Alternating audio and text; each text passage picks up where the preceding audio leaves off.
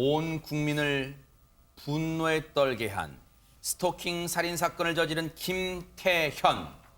오늘 오전 검찰에 송치가 됐습니다. 여러분 아시는 것처럼 자신이 이 사람의 신상 정보가 공개되기로 했기 때문에 우리는 그저 얼굴 정도만 공개되겠거니 했는데요.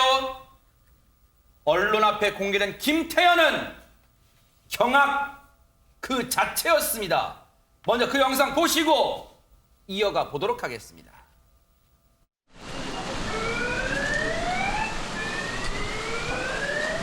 일단 제가 이제 기자님들 질문 일일이 다 답변 이제 못 드릴 것 같은데 일단 이 부분에서는 정말 양해를 구하고 싶습니다. 죄송합니다. 유가족분들에게 하고 싶은 거 없습니까? 야, 지금 하겠습니다. 잠깐만 좀 놔주시겠어요? 팔 좀 놔주시겠어요? 네.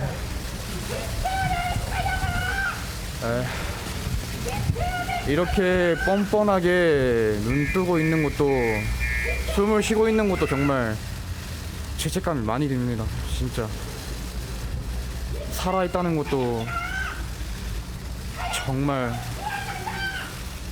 제 자신이 뻔뻔하게 이제 생각이 들고 유가족분들 저로 인해서 피해 입은 모든 분들께 정말 사죄의 말씀을 드리고 싶습니다. 정말 죄송합니다. 근데 왜 죽였습니까? 근데 왜 죽였나요? 죄송합니다. 피해 여성분 스토킹한 혐의 인정하시나요? 죄송합니다. 화면 보고 있을 어머니께 할 말씀 없습니까? 볼 면목이 없습니다, 솔직히. 마스크 한번 벗어줄 생각 있나요? 네. 변호인 조력은 왜 거부하고 계신 건가요? 일단 죄송하다는 말씀밖에 못 드리겠습니다. 제 입장에서 죄송합니다.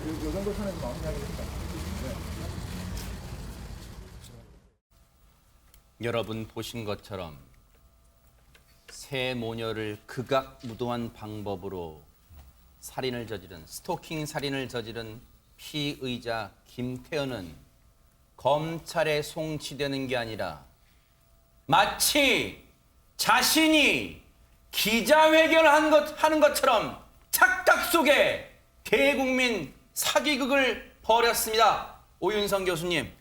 글쎄요. 제가 이제 처음에는 마스크를 갖다가 벗기느냐 마느냐 하는 그런 것들이 이제 관점이 됐는데 지금 자중을 완전히 주도를 하고 있지 않습니까? 그러니까 이제 마치 어떤 정치인이 나와가지고 상황 설명, 기자회견 아까 말씀하셨는데 그런 식으로 했고. 근데 이제 처음부터 그런 조짐이 좀 있었어요. 왜냐하면 지난번에 영장실질 심사를 하면서 할 말씀이 없습니까? 하니까 공개적으로 제가 하겠습니다라고 얘기를 했었어요. 그리고 이제 마음의 준비를 했다라고 하는 것으로 저는 보이고요. 그리고 이제 국선 변호사를 갖다 선임하는 그 문제도 본인은 하지 않겠다라고 얘기했고, 벌써 본인이 3명 정도를 살해했기 때문에 대강 이제 알고 있는 거죠. 그 다음에 이제 좀 특이한 것이 그 옆에 있는 형사에게 이 팔 좀 풀어달라 이렇게 요구를 했어요. 사실은 지금까지 송치를 하면서 여러 범인, 연쇄살인범들이 가는 것도 봤지만 사실 저런 식으로 이렇게 자기 입으로 얘기했지 않습니까? 뻔뻔하게. 근데 사실은 그 행동 자체가 상당히 뻔뻔하게 보인다라고 하는 것이죠. 그리고 이제 이 무릎을 꿇는다라고 하는 것은요. 사실 어떤 사람 앞에서 무릎을 꿇어버리면 전혀 이거는 더 이상 할 수 있는 게 없어요. 그 다음번에 엎드릴 수 있습니까? 지난번에 정인이 이모부가 기자들이 막 따라가니까 그 자리에서 무릎 꿇어버렸어요. 그러니까 기자분들이 당한 상태에서 그냥 가버렸는데 글쎄요. 지금 이제 그 이후에 여러 가지 어떤 문제들을 갖다 묻는 그 과정에서는 죄송합니다를 계속 얘기를 했거든요. 그리고 이제 딱 하나 어머니한테 어떻게 되느냐 할 때는 볼 면목이 없다라고 했는데 제가 볼 때는 이것이 이미 본인이 나가면은 어떻게 행동을 하겠다라고 하는 이 행동 방향을 설정을 해놓고 그렇게 했기 때문에 보통 보면은 고개를 떨구거나 눈을 잘 마주치지 못하는데 좌중을 갖다 둘러본다라고 하는 것은 상당한 마음의 여유가 있다 이렇게 보입니다.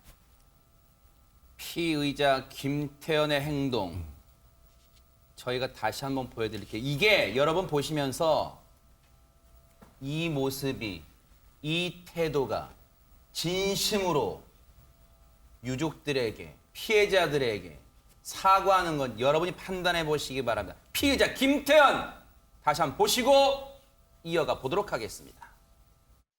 유가족분들에게 하고 싶은 거 없습니까? 야, 지금 하겠습니다. 잠깐만 좀 놔주시겠어요? 팔 좀 놔주시겠어요? 네. 드리고 싶습니다. 정말 죄송합니다. 근데 왜 죽였습니까? 마스크 한번 벗어줄 생각 있나요?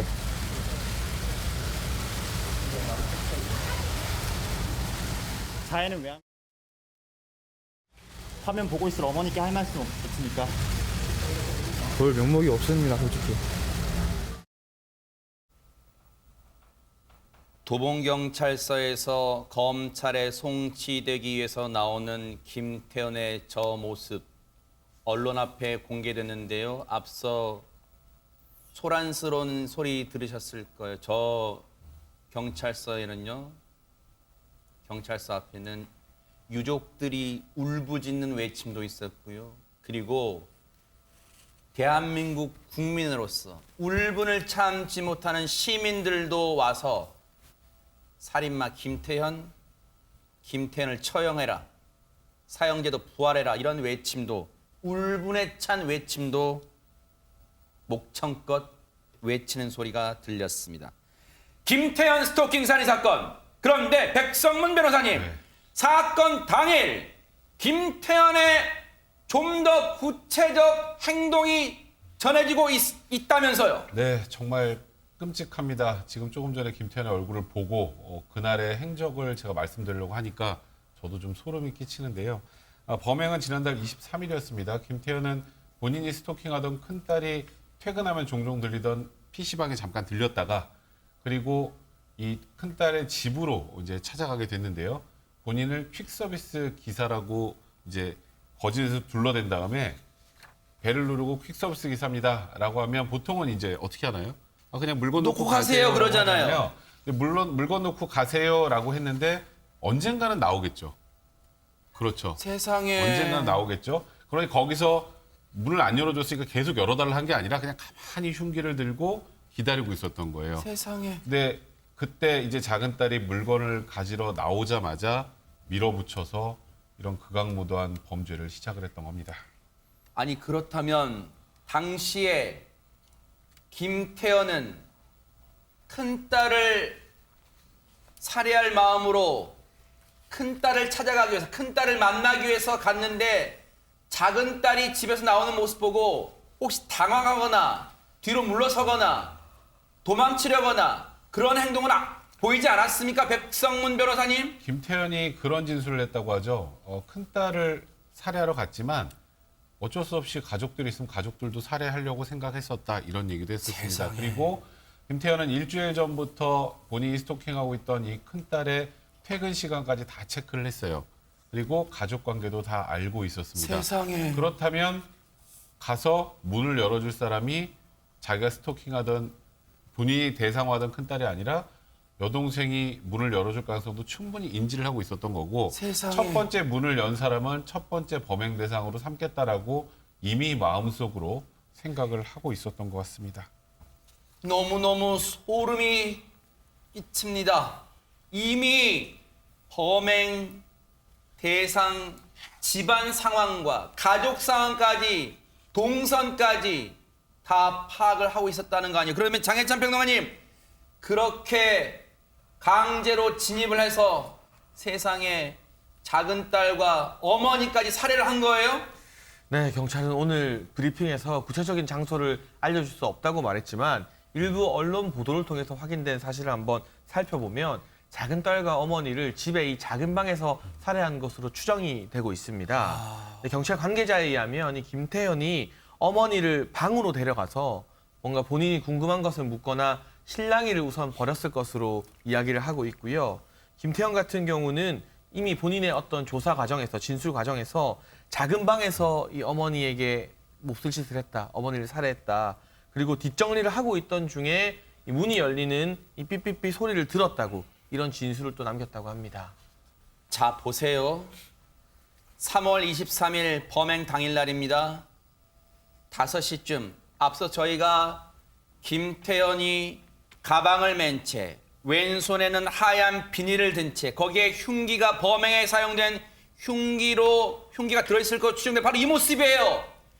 바로 저 때가 큰딸이 자주 가는 PC방에 일단 들릅니다. 혹시 큰딸이 퇴근 후에 거기에 들르진 않을까 하는 마음으로 갔겠죠. 하지만 거기에 없는 것을 알게 된 김태현, 이제 저 길로 피해자의 집으로 향하는 장면이 CCTV에 포착됐고요. 앞서 범행 시각을 좀 다시 한번 보여주세요. 그때 23일 오후 5시 반쯤 피해자의 집에 도착한 김태현, 앞서 말씀드린 것처럼 퀵 서비스 배달 왔다는 것처럼 얘기하고 안에서 놓고 가라. 그런데 곧장 물러나지 않고 기다렸다가 둘째 딸 나온 걸 보고 강제로 진입해서 살해한 다음에 보세요. 그 둘째 딸을 살해한 게 5시 반인데, 오후 5시 반인데요. 무려 그 이후에 5시간 넘게 어머니가 올 동안, 다른 가족이 올 동안 기다립니다.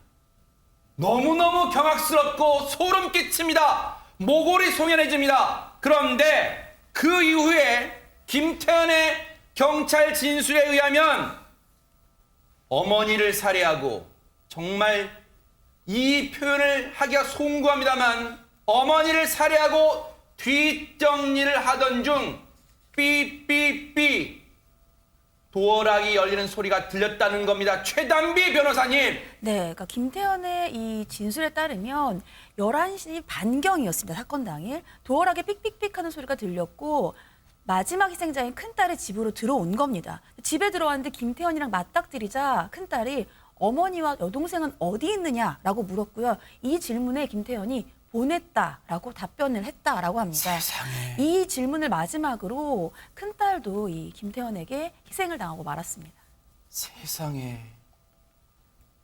악마입니다.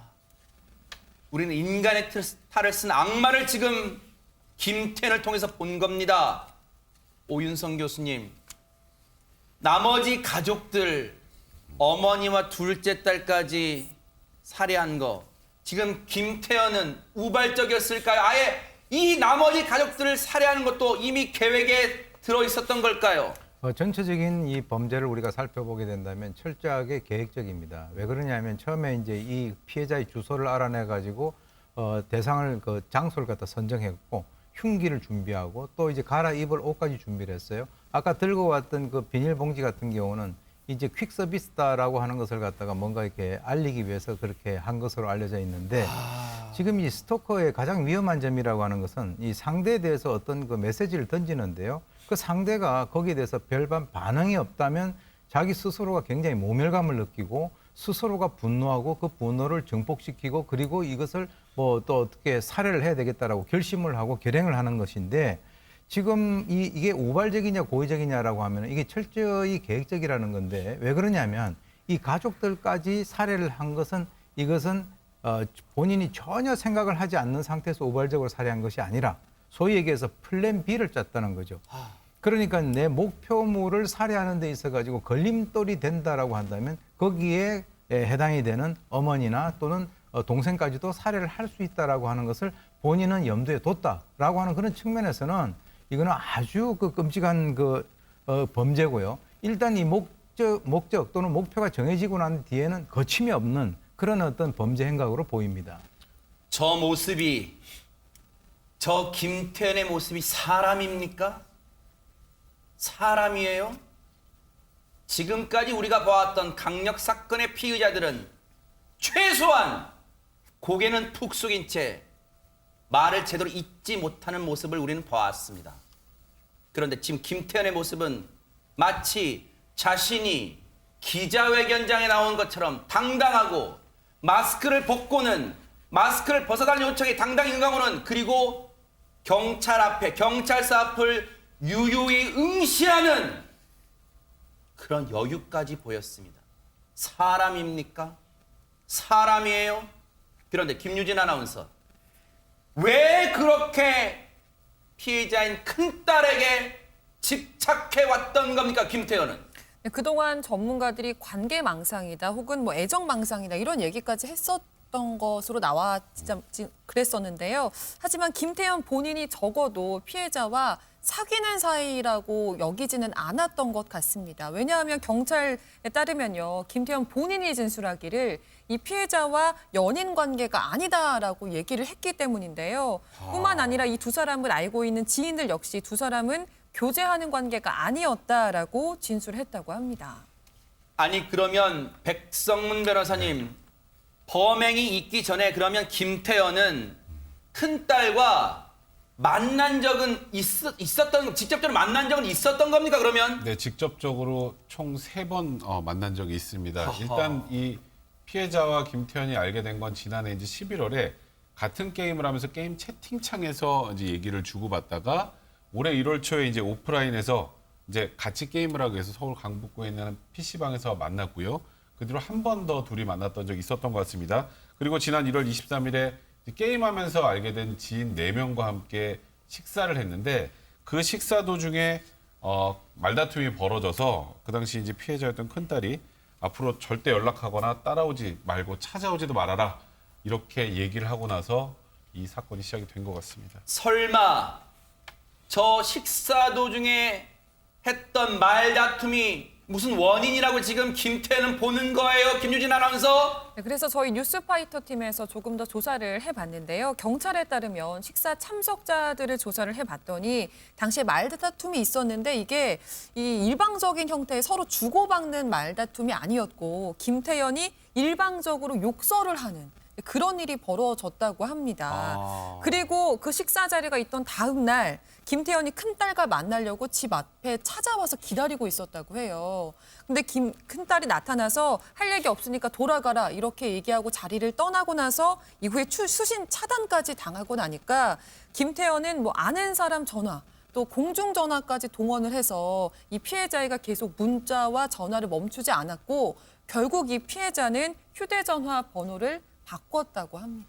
아니 그렇다면 장혜찬 평론가님, 이때부터 김태현은 스토킹이 시작이 된 겁니까? 이때부터? 네, 스토킹으로도 이 피해자에게 그러니까 큰딸에게 정말 어마어마한 고통을 준 것으로 알려지고 있는데요. 우선 이 피해자 같은 경우는 큰딸은 김태현과 어떤 사이이고 무슨 일이 있었고 이런 걸 일일이 해명하기가 싫어서 같이 게임을 하던 사람들이 모여있는 소위 단톡방이라고 하죠. 메신저 그룹에서도 먼저 나갔다고 합니다. 아하. 아예 마주치기도 싫다는 뜻을 분명히 표현한 거잖아요. 네. 그리고 연락처도 바꿨고 이후에는 이 김태현의 연락을 아예 차단하고 받지 않았는데 그럼에도 불구하고 앞서 설명이 나온 것처럼 뭐 공중전화를 이용한다던가 집 앞에서 기다린다던가 또는 온라인상에서 본인이 김태현이 아닌 것처럼 신분을 위장해서 네. 다시 피해자에게도 접근을 했다고 하거든요. 그런데 그럼에도 불구하고 피해자가 지속적으로 더는 연락을 하지 않겠다 이런 뜻을 분명히 하자 김태현은 본인이 화가 났고 배신감을 느껴서 이 같은 범행을 저지르게 되었다고 경찰에서 진술했다고 합니다. 세상에. 오윤성 교수님, 김태현은 오늘 검찰에 송치되기 전에 서울 도봉경찰서에서 입감이 됐었습니다. 그럼 거기서 혹시 다른 피의자들과 같이 섞여서 생활을 했습니까? 지금 이제 알려져 있기로는 그쪽 도봉 경찰서에서는 독방에 수감이 돼 있었다라고 합니다. 그리고 이제 이번에 서울 북부지검으로 오늘 송치가 됐는데 네. 경찰 관계자의 말에 의하면 지금 이 김태현이가 이 유치장에 있을 때 사실 TV를 볼 수는 있는데요. 이 관련되는 보도를 보고 혹시 자해를 할까봐 또는 과격한 반응을 볼까봐 관련되는 여러 가지 뉴스 프로그램을 좀 자제시켰다라고 얘기를 하는데 글쎄요. 지금 이제 옮겨지고 난 이후에 만약에 이 사람이 TV를 접할 수가 있다면 이번 송치되는 과정에서 자신의 행동에 대해서 각 언론에서 어떤 식으로 평가를 하고 있는가에 대해서 또 자체를 갖다가 볼 수 있는 그런 상황인데 저는 개인적으로 이렇게 생각을 합니다. TV를 보여주지 않는 것이 자해라든가 이런 것 때문에 그런 것이 아니라 오히려 저 사람은 거기에서 내 행동에 대해서 저런 식으로 평가를 하고 있구나라고 하는 그런 우월감을 느낄 수도 있다라고 하는 그런 측면에서는 뭐 좀 당분간 TV 뉴스 프로그램을 시청하는 것은 좀 자제를 시켜야 되지 않느냐 이렇게 생각이 들어요. 자, 이런 가운데 김태현에 대해서 혐의가 하나 더 추가된 게 있다면서요, 최단비 변호사님. 네, 그러니까 김태현이 범행 이후에 피해자인 큰딸의 휴대전화를 검색을 해서 같이 알고 있는 지인들과의 대화 내용을 확인을 하고 또 자신과 관련된 내용이 나중에 있으면 경찰이 휴대전화를 봤을 때에 안 좋은 상황이 될 수 있으니까 이것을 증거를 인멸한 것으로 현재 경찰은 보고 있습니다. 그래서 이 정보통신망법 위반의 혐의를 보고 있고요. 다만 다른 피해자들인 어머니나 이 작은 딸의 휴대전화는 본 사실이 없다라고 지금 현재 알려져 있습니다. 여기에 더해서 오랫동안 지금 스토킹을 해온 것과 관련되어서 지속적 괴롭힘, 그러니까 경범죄와 같은 이제 스토킹범, 지속적 괴롭힘 혐의도 추가된 상태입니다. 자, 이런 가운데 오늘 경찰의 브리핑 내용 중에서 우리가 새롭게 접할 수 있었던 내용이 있었습니다. 김유진 아나운서. 네, 당시 아파트 주민 중 한 사람이 비명 소리를 들었다라는 내용이었는데요.